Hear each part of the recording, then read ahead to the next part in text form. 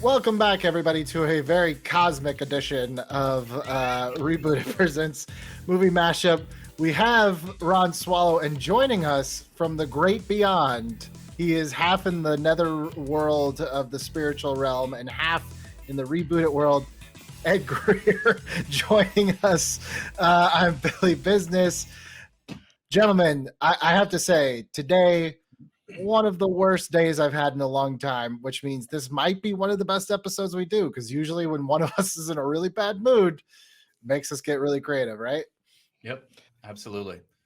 Well, I mean, I'm just me and the other homies in the Phantom Zone. We're all rooting for us. If you guys are new to the show, thank you so much for joining the show. We're having a lot of fun doing this. So here's how it works.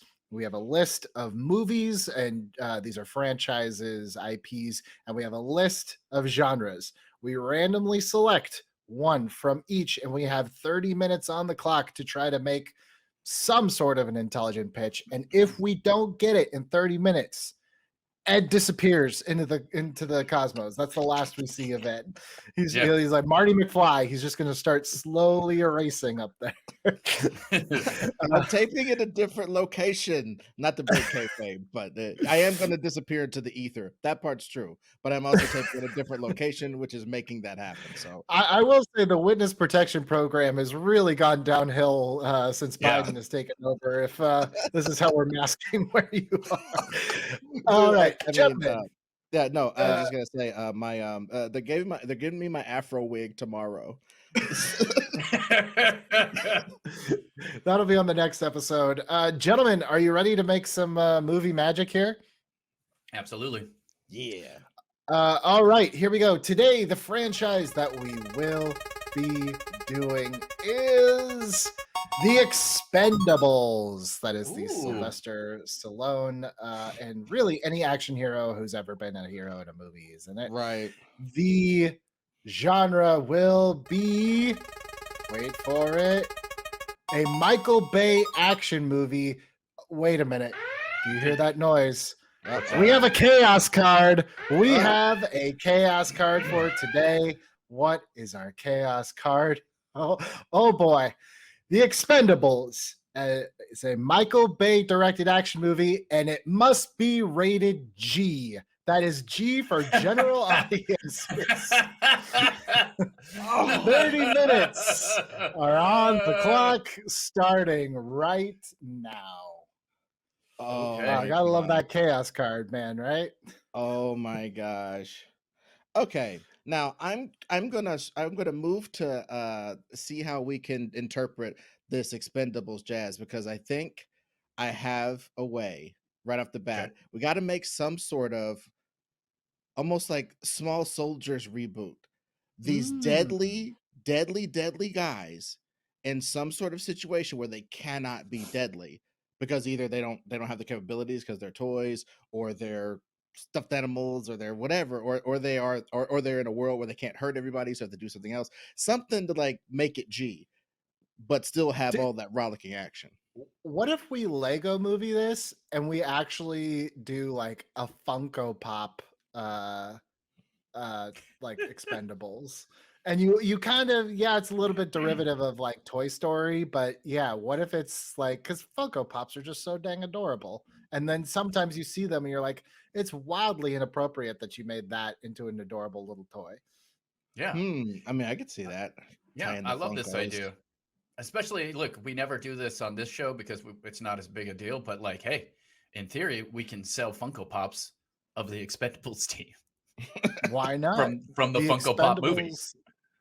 Are there Funkos of the actual Expendables? There's got to be, right? There's got. I mean, they got like Walking Dead Expendables, Michonne as a Funko Pop. Dude, they have the most obscure Funko Pops, like a Small Wonder, Funko Pop, and you're just like, who knows that a dinosaur's one, like not the baby as a Funko Pop. Like, who's your audience? Who's buying? Right. Everybody from 8 to 80. I mean, that's the Funko's magic. So okay, well, let's say they're Funko Pops, a toy Funko Pops. I really don't have a dog in that fight. Sure. But so it's a toy, and it's been imbued with the spirit of these guys. Now, did these guys get get like killed and their souls are in these toy bodies like Got it. a freaking Chucky or something It's got to what be happened? G. So however they're killed Okay, has to be okay. very family friendly death. That's it. Look, when you go back, I have a kid now, so there's a lot of Disney Plus happening in this house. Some of those G-rated cartoons from the 40s and 50s, they pulled no punches. Pinocchio, don't let it fool you. That is a dark, dark, dark movie for a kid's movie. So I think you can skirt around some of these things. I kind of like the idea of Chuckying it though. Like somehow all these guys that are known for their big muscles get trapped in the bodies of little toys, and it's like, well, we can't punch our way out of this. I Or guess we'll can think we? our way out of it. Wait a minute. Crap. Well, I mean, because there's no guns and stuff made for the size that they are, so yeah, they'd have to, but they'd still be able to use military tactics and stuff. It'd be even more important to use military tactics because they're so little, you know. So okay, maybe we can identify who the villain is, because 9 times out of 10 in these movies it is another aging action star that used to Right. be a hero that is flipped over into whatever. So do we just go full Clint Eastwood? Like he's Well, I mean, I never, full disclosure, I've only seen the first 2 Expendables. I never saw the third one. So I don't know who's been added since I jumped off of this thing. who's expendable? You don't know. Yeah, I don't Just put know every who's action hero been you want in it. It expended doesn't matter. already. Yeah, I agree with Ron. You could put any of them that you want, because honestly, I think this might be the one where Steven Seagal is the villain. Like Steven Seagal Well- has never participated in any of these, and that He he's instantly a great villain for this. He's instantly a great villain. And how about he's the guy who put them into these bodies because he knew he couldn't beat them all physically, but if they're in weird little toy bodies, and he used some, I don't know, ancient Aikido spell. I'm looking at this through the lens of a kid's movie. I'm like, it does track. Like that does sound like the first act of a kid's movie, Yeah. They put him in an ancient Aikido. He uses an ancient Aikido spell to put them into the bodies of Funko, or turn them into Funko Pops. How about that? Mm-hmm. And then we get Sylvester Stallone Funko Pop. We get Wesley Snipes Funko Pop. We get a Dolph Lundgren Funko Pop that's bigger than the other ones, just for entertainment's sake. There is something like thematically fun about this. Like you take the biggest action stars of all time who are known for their big muscles and their guns and stuff, and what are they really when you strip all that away? Because that's what we're doing. Like, Yeah. are they really at all that interesting without the kind of like 80s hard body mentality of Rambo? Yeah. Like there's something thematically interesting about that. Strip Yeah. it's almost like a weird comment on like toxic masculinity to a certain extent. We could make Which that I'm sure in there. kids really love. Yeah. When I take Well- my kid to the movies, it's all about the underlying themes. Yeah, And social absolutely, very important. commentary. But look, I say we Home Alone this. Once they realize that they can't, do punch them up ninja kicks to Seagal, we'll have some hilarious scenes where he's like throwing them all over the room, breaking their little arms and stuff, but they just bounce right back because they're Funko Pops. And then do the arm break. Yeah, that was an instant. That was his move. So thanks for voicing it. Do you do it where they end up like at a child's home, or are you trying to avoid them interacting? Again, look, I get that this is to some degree going to be derivative of Toy Story, but I think having the element that they are actual real people, as opposed to toys that come to life, I think might get you slightly different results. Yeah. I mean, I think there has to be no question. Go ahead. Obviously, their goal is going to be to get them back to their bodies, right? I think it's like, look, yeah, I was gonna say one of the kind of staples of these types of movies is like they have that immediate I got to get home goal, but then as their characters develop, they realize like, well, first I've got to do this one moral task, like that becomes the bigger thing. So Well, maybe this that, kid's house is, I don't know, being terrorized by Steven Seagal's character. I don't know, he's trying to steal the mom to marry her or something. Like maybe he's tricking I her. love it. You know what I'm saying? Like something weird, like he's a trying to good marry her. mom theft in a movie Yes. already gets 2 stars added on to the score for me. He's trying to marry her, and the kid can tell, because you know how kids can always tell when someone sucks, and but they're acting nice, like they seem cool, like on the surface, like to the mom he seems like such a nice guy, but the kid knows this guy is a douchebag, and I need make sure my mom doesn't end up with him. And I don't know. You've been percolating for a minute. Oh no, I was thinking, okay, I'm just a yes and that. Some kind of way though, we got to do that thing where there's this lady, right? And she thinks her guy is in mergers and acquisitions, but he's actually in murders and executions. And while he is on like this date with this chick, the Expendables, basically she takes her son down to wherever the hell, and there's a bunch of Funko Pops over here, and there's an experimental weapon. Just roll with me. And so the woman is off of the base at the time on a trip, lovely Oh, trip with I the know, son or I know. whatever. We had to take the The magic out. I get it. the Okay, go uh, ahead. there's It's a freaking weapon. It's an magic, you experimental dork. weapon. Quit No, it it's before I come cool. out of No, space and no. smack the shit out of you. Now look, when the lady is over there and the experimental machine is over here that's going to do something that the guy doesn't even understand, but he's like a murderer villain and he's trying to deliver it to somebody or whatever, but it happens to be in his care before he finishes his job. And he thought he had a little chance to go on a date with this chick trying to double dip. But the bottom line is the Expendables bust in, they're gonna bust their guy. He goes and triggers the weapon to be like, well, hey, if I gotta go out, you gotta go out. He doesn't know whether it's a nuclear bomb or a bioweapon or something, but he's got all the Expendables there. He's gonna turn it on. What it does is it shoots like a beam that astral knocks their ass out of their bodies into whatever the fuck's around. Like maybe their spirits are floating around as the hey, what's going on, Dolph Lundgren? Hey, what's going on? And they're floating around, but their spirits go into the Funko Pops because they got to go somewhere.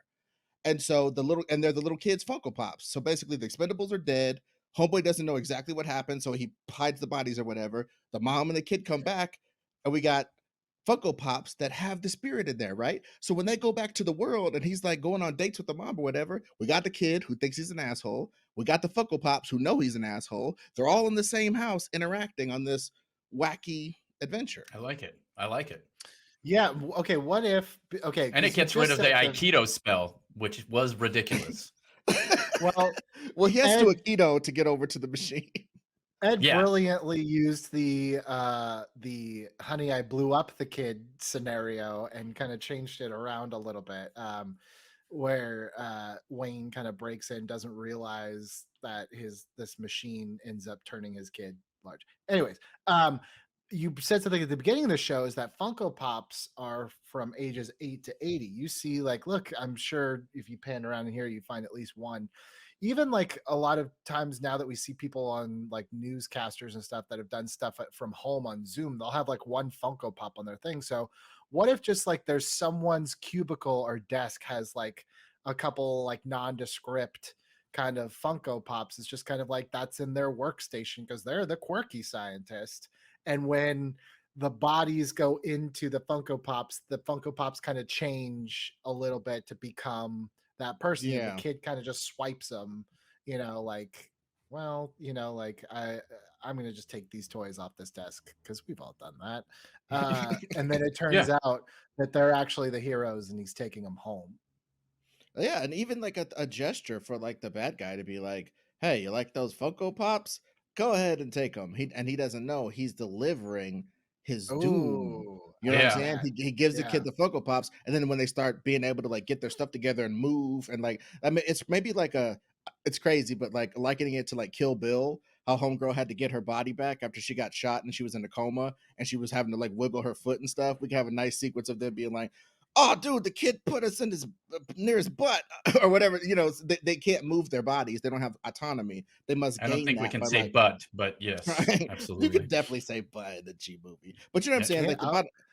Keep I talking. think I'm gonna Google. okay, but the bottom line is they can't move their bodies at first. That's what makes them not just Yeah. rebel and run away instantly. Is Yeah. that they get put in this situation, they get more and more briefing from the kid, like, "Mom, I think he's a douchebag," and they're just like, "Hell yeah, this kid gets it." You know what I mean? They're having these conversations that only they can hear and stuff. But over the course of the movie, as the magic gets stronger, or they start bonding more with their bodies, they can like move a little bit more and talk, and maybe eventually be able to talk to the kid.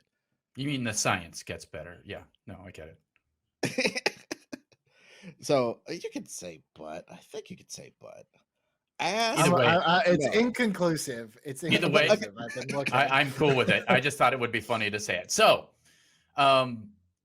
okay, so They say shit a lot in Apollo 13, and that's PG. there you go. Just throwing that out there. I think this is G though. So This is G. I'm just saying, like, if that's the barometer for Then swear butt is word, probably fine. butt crap, is probably butt. okay. Yeah. I don't crap. think you can do. I don't think you can do crap and butt. I think you have to do one or the Yeah, other. separate. You say a It crappy definitely butt. cannot be like crap coming out of your butt. Like you Right. have to Yeah. choose. A Yeah, butthole. Butthole probably not. just like you can Then- have one. Because then you got fuck to in a picture a PG butthole, and I don't know if you've ever pictured a butthole, but that's not No, that's you not can have G. one fuck in a PG-13, but what people don't realize is it cannot be in a sexual connotation. It has to be as just like Yeah. That was a nice diversion. We're almost at the halfway mark. So we kind of have like a loose story here of Steven Seagal trying to get the evil weapon. The kid's mom, how does she factor in again? She just works for him or something. I think he's like romancing her, and they were like on a date, and then the Expendables run because the villains are always hella ready to like get down. It's like no, the Expendables actually did their job and caught this dude napping on a day. You know what I'm saying? Where he was like, or whatever. The bottom line, maybe the day before he was going to deliver this weapon, the Expendables jump on his ass. You know what I mean? And if they where had was come, she maybe when this happened? Just in the she, bathroom? her and the kid are off on a trip. You know how those rich dudes do. They'll be like, I have to handle some business. You and Jeremy go down to the pier and look at the yachts. Whatever the hell. You know how they do. Yeah. No. Or like, Great. or go look at the tour. We're on the Galapagos. There is a tortoise tour. It takes 2 hours. When you come back, there will be a sumptuous feast. Whatever the type of villain people say to their That girlfriends. sounds like and the something kid. that Steven Seagal would for sure say in real life. So I want that in it. I need an 100%. I hour. want him to say sumptuous feast. That is beautiful. That is But you know what I'm wonderful. saying? Like I'm you're really yeah. interested in this tortoise tour, by the way, but please continue. But so the bottom line is I figure when they go back to the world, I think that's part where like maybe they're on like a super fresh vacation on a super island or whatever, the villain type island or whatever. And I just think it's when we go back to the world, I think we have to put her in a situation where she's like a regular woman, because that's what's so appealing about this guy is he could take her to the Galapagos, take her and her kids to go ride alligators, but they're somehow safe because we're so rich or whatever. That sort of fun time is very intoxicating to like moms in general, single moms, people in general. They like that stuff. And it especially if the might guy blind seems you. really nice, like Yeah. which we're gonna Now, make him there is- seem like the best dude. There is one element we're focusing a lot on the G-rated, but somehow this has to be a Michael Bay production. So Mhm. we need lots of explosions, we need lots of slow-mo, and it must be family friendly. Well, I mean, let's so- think about this. So first off, right when Ed said when he pushes the button, right, there's a huge light. Bam! Like it looks like an explosion. It's just so bright. And then it knocks everybody's bodies out, a la the Doctor Strange style, right? It knocks their souls out, Mhm. and they all slow-mo into the should we Funko Pops. we'll do like a Bad Boys whip around of all of their souls. Yeah. Yeah. Yeah, And then- and the private jet lifestyle, we could spin around on the tarmac as like the kid and his mom are getting out of the jet, and they're just like, "Wow, we're so awesome! Our lives are great!" And you got these American new Funko flag. Pops. Yeah, there's definitely an American flag, and the like, and that's the first time the Expendables move is to salute the flag with their little arms. It's just like, Yes, that's perfect. Okay, so pause before we get back to the mainland and kind of figure out our second and third act. Which Expendables? Who are we using here? Obviously, Sly and Yep. I want Jet Li. I Was he always in want that? Jet Li. Yeah, he was in the first one and the second one. No memory. I vaguely remember Chuck Norris in one of them, and that's about. I think it was the second one. If Yeah. one of the Funko Pops can get killed, can it be Chuck Norris? I- if we have one of them die like Bambi's mom, just have it be Chuck Norris's, because that shows how tough this adventure is, right? You remember those Chuck Norris memes?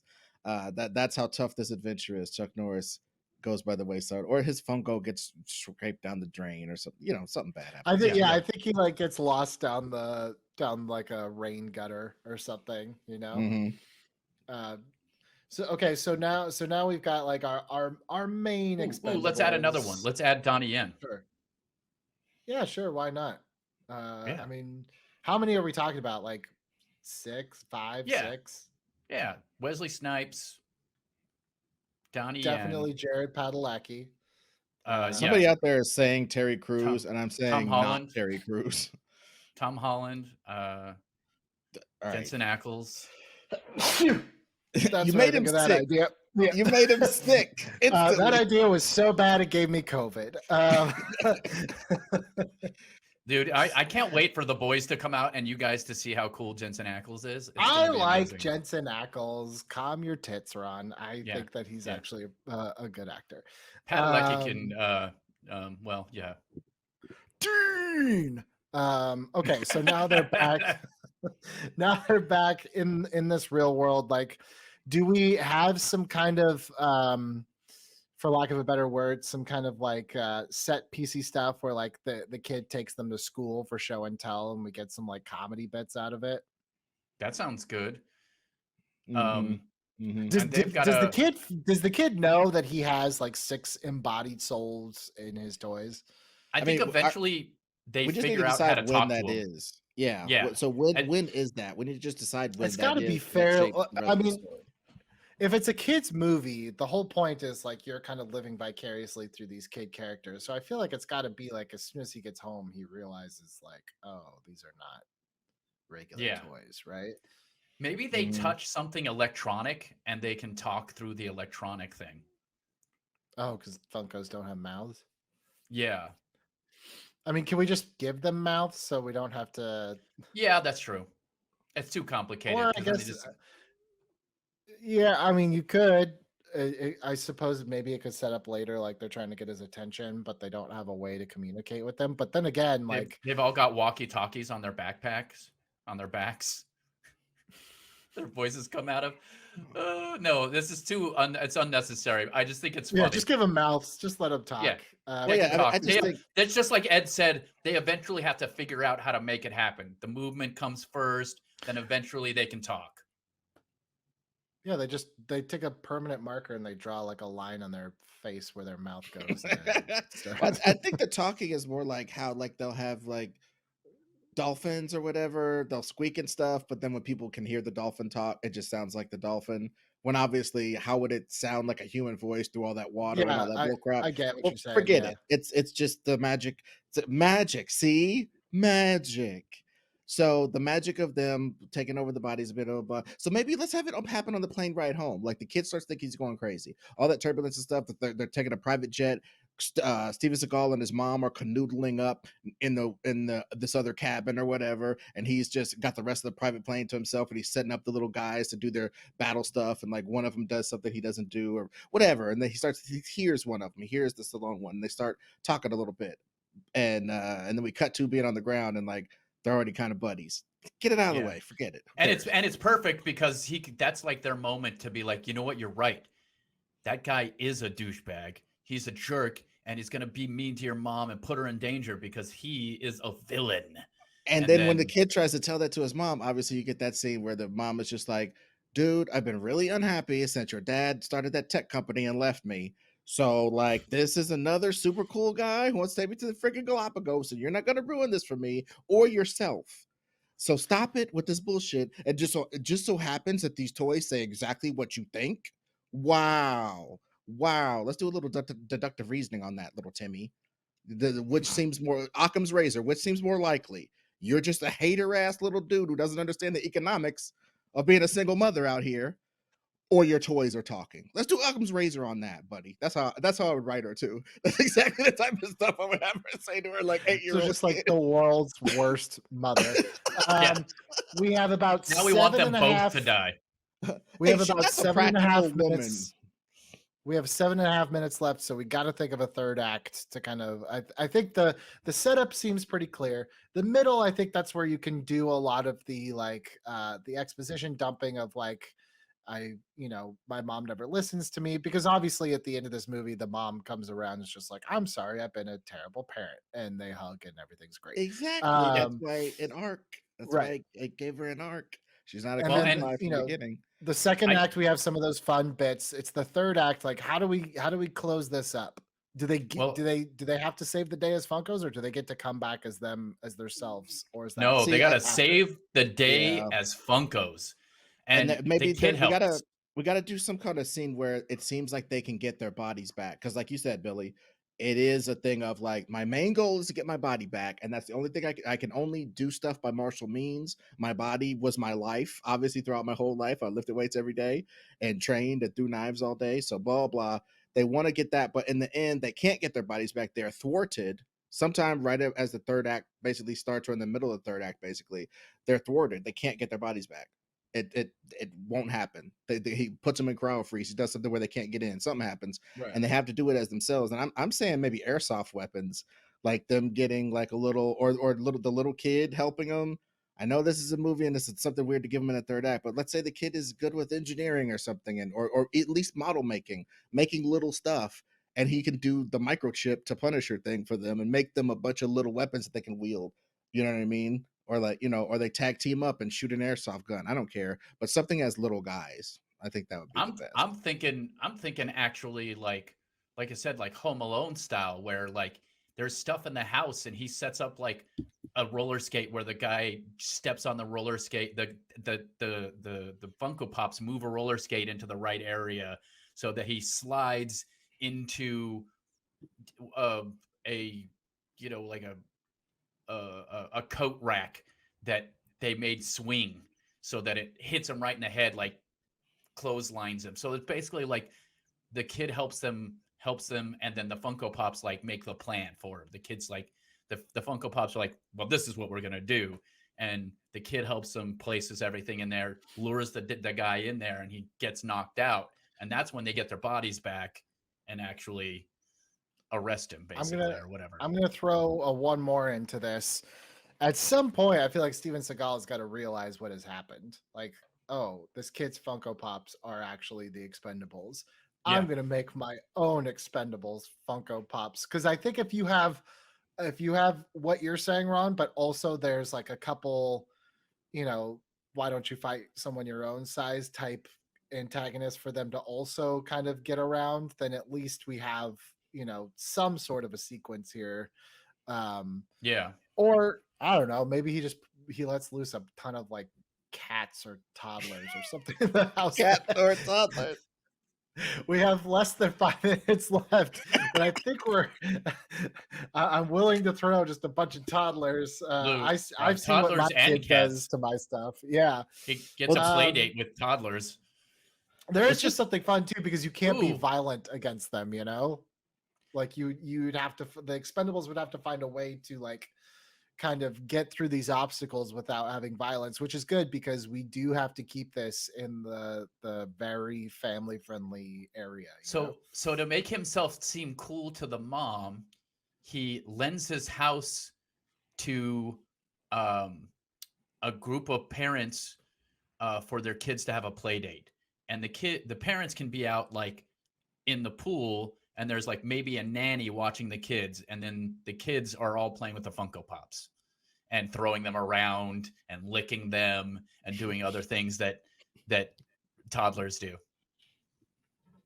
That's a good foil to like they're trying to get to the action, but they are being played with. Like that Yeah. is I mean, yeah, an obstacle. Yeah, I like yeah. that as much as anything. An obstacle for them to not be able to be, so like, and they have to like literally run away from kids.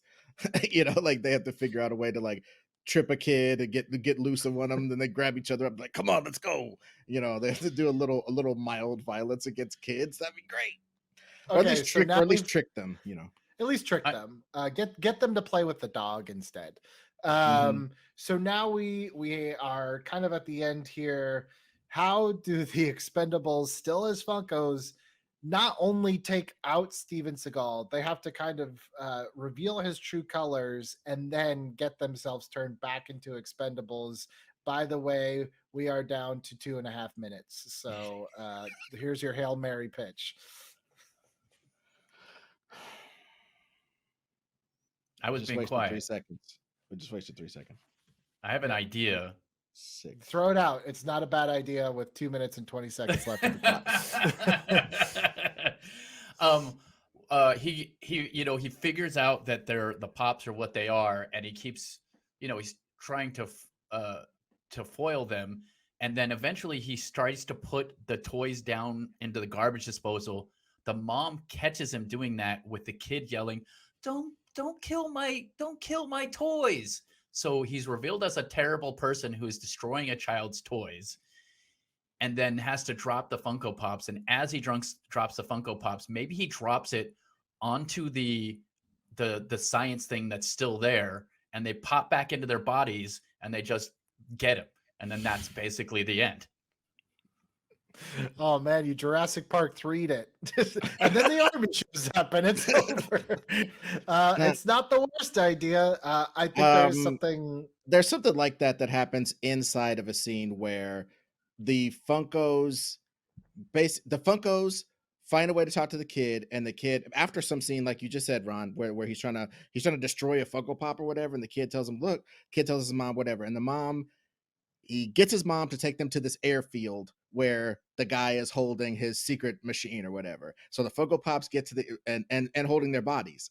So they whatever, they get in there, and a big, and she sees the guy's bodies, and she sees how the Funko Pops look exactly like these things. She's like, this is pretty weird. And the Seagal breaks in and grabs her, tries to break her arm to submit to him being the bad guy, and his thugs come out and they're just like, yeah, blah blah. And then somehow the kid triggers the machine. He pulls away and does a Okay. super heroic thing and triggers the machine, or he and his mom get together with the Funko Pop's help to defeat a couple token guys and trick homeboy, get to the machine, click it, the guys pop into their bodies, and they jump out. Yeah, what you just said, And but like then we just then said, you get a Donnie Yen and a Sylvester Stallone and Jet Li all fight scene where instead of there's no weapons, and they're also trying to make it because they all care about this kid now, so they don't want the kid to see super violence, so they're all just trying to catch him, And that and they do. is time. All right, let's see if I got this straight. Okay. Um, This is my favorite so far. oh boy. So in this direct-to-video film, here's here's what happens. The Expendables are stopping an evil Steven Seagal who is doing crazy things with experiments and illegal nuclear things, and also dating someone's mom. He tells the mom and the kid, "You guys need to go on a tortoise tour on my yacht while I do some stuff." The Expendables come and they try to stop him from using this machine, but they end up accidentally being turned into Funko Pops, morphing into the Funko Pops that were left in someone's cubicle. The mom and the kid arrive, and Steven Seagal gives the kid the Funko Pops because he doesn't like toys in his work area, unknowingly giving the kid the entire team. We fly back to the main world because they're on some crazy island vacation. To fly back to the main world, the kid realizes on the plane that these Funko toys that he got are actually the world's greatest heroes, the Expendables. Throughout the second act, we kind of get to know a little bit more about the kid and his mom. The mom had a kind of a rough divorce from the dad, has maybe neglected the kid a little bit. The kid kind of finds some camaraderie and a little bit of mentorship within these Funkos. There's some funny hijinks, takes them to show and tell or whatnot. Then we get to the third act where Somehow Steven Seagal is going to use this machine for bad, but first he has to he has to set a trap. He knows that the toys that he gave that kid are now his greatest enemies. He sets up a play date so that other kids will play with the toys and keep them distracted while he goes to run his machine that, I don't know, maybe will end the world. Who knows? When that fails and the Expendables are able to get out of the clutches of the evil toddlers and or dogs and cats, Steven Seagal tries to stuff them down a garbage disposal, all the while in classic villain form. He's kind of unleashing his inner monologue out to the little kid, his plan. The mom hears some of it, and Steven Seagal absconds from the scene with the Funko Pops. The kid says, "Mom, I've been trying to tell you these are the real Expendables. We have to go to this airfield. That's where their bodies are. That's where this is all going to happen." They go to the airfield. And when all hope looks to be lost, they walk into a trap. It all looks like it's over. The kid saves the day. He somehow, Anakin Skywalker style, stumbles ass backwards into turning the machine on, which actually gets the Expendables back in their bodies. They bring Steven Seagal to justice. They bring the mother and the son closer together. Maybe I've exaggerated and embellished some areas to try to tie this all together, but at the end of the day, the credits start rolling to, I don't know, a Smash Mouth song, and everyone leaves super happy. That is the Expendables as a Michael Bay G-rated film. I personally don't think this should happen. I think it would be a mistake if anyone made this. But we did it. We did it. It exists. Well, I mean, Yeah. given a G-rated Expendables, there's only so much stuff you can do. So the fact that they are Funko Pops and it at least has like a nice little tie-in, there can be some little action scenes with the Funkos, like showing their Yep. functionality All slow and stuff. motion. Yeah, yeah, and people being intrigued that these Funkos can move because other Funkos can't move, and but yeah, I think in the aggregate, yes, it is preposterous. It is absolutely preposterous, but And that's look, kind of the mission. That's why this Yeah, one and- has been so fun, Ron. yeah, it was a blast, and I can't wait to hear Steven Seagal say, "You're gonna have to call me Dad." How about I Funko pop you in the mouth, kid? Pulling me into the Phantom Zone. Look, this is why this show is so much fun. It's just 30 minutes of just ridiculous fun, and we're losing Ed Greer, so I don't know. Maybe this is the series finale. There goes Ed. But I had a blast. Fought my way out. There exists some universe where this movie probably does exist. Honestly, I think we just kind of kit bashed like four with like Toy Story, Honey, I Blew Up the Kid, and like 2 or 3 other kids movie, Indian in the Cupboard, and we all just put it into one movie, and that's all Yeah. movies are. It's just a Yeah. mishmash of things. Guys, I had a blast doing this. Hope you guys had a Me too. blast watching it. That's Ron Swallow. That's Ed Greer right there in the cosmos. Look up at the sky. It's birds playing Ed Greer. I'm Billy Business. Thank you guys so much for watching.